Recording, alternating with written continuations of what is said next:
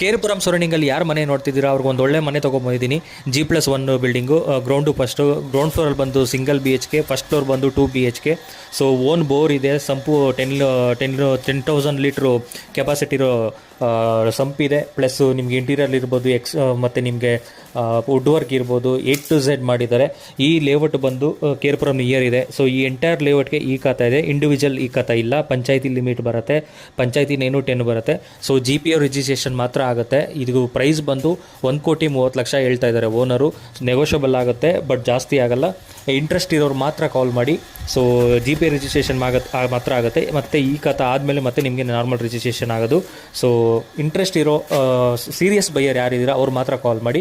ಹಾಗೆ ಕೇರ್ಪುರಂ ಸರೌಂಡಿಂಗಲ್ಲಿ ಯಾರಾದರೂ ಮನೆಗಳು ನೋಡ್ತಾ ಇರ್ಬೋದು, ಸೈಟ್ಗಳು ನೋಡ್ತಾ ಇರ್ಬೋದು, ಏನಾದರೂ ಪ್ರಾಪರ್ಟಿ ನೋಡ್ತಾ ಇದ್ದವರು ಆಗ್ಬೋದು, ಇಲ್ಲ ಪ್ರಾಪರ್ಟಿನ ಮಾರಬೇಕು ಅಂದ್ಕೊಂಡಿರೋರು ನಮ್ಮನ್ನು ಕಾಂಟ್ಯಾಕ್ಟ್ ಮಾಡಿ. ಹಾಗೆ ನಮ್ಮ ಪೇಜ್ನ ಫಾಲೋ ಮಾಡ್ತಾ ಇರಿ. ಇದೇ ರೀತಿ ಒಳ್ಳೊಳ್ಳೆ ಪ್ರಾಪರ್ಟಿ ವೀಡಿಯೋಸ್ಗಳನ್ನ ಅಪ್ಲೋಡ್ ಮಾಡ್ತಾ ಇರ್ತೀವಿ. ನಿಮ್ಮ ನಿಯರೆಸ್ಟ್ ನೀವು ಏನು ಯಾವ ಏರಿಯಾದಲ್ಲಿ ಪ್ರಾಪರ್ಟಿ ಸರ್ಚ್ ಮಾಡ್ತೀರೋ ಆ ಏರಿಯಾದಲ್ಲಿ ನಾವು ವಿಡಿಯೋ ಅಪ್ಲೋಡ್ ಮಾಡಿದ್ರೆ ನಿಮಗೆ ಈಸಿಯಾಗಿ ನಿಮಗೆ ಮಾಹಿತಿ ಸಿಗುತ್ತೆ. ಹಾಗೆ ಈ ಬಿಲ್ಡಿಂಗ್ ಬಂದು 1,30,30,00,000 ಹೇಳ್ತಾ ಇದ್ದಾರೆ, ನೆಗೋಷಿಯಬಲ್ ಆಗುತ್ತೆ, ಜಾಸ್ತಿ ಆಗಲ್ಲ.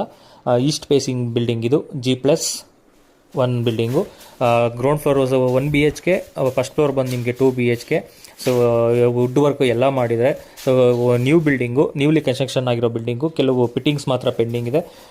ನಿಮಗೆ ಓಕೆ ಆದರೆ ರಿಜಿಸ್ಟ್ರೇಷನ್ ಆದಮೇಲೆ ಬಿಲ್ಡಿಂಗ್ನ ಫಿನಿಷ್ ಮಾಡಿಕೊಡ್ತಾರೆ.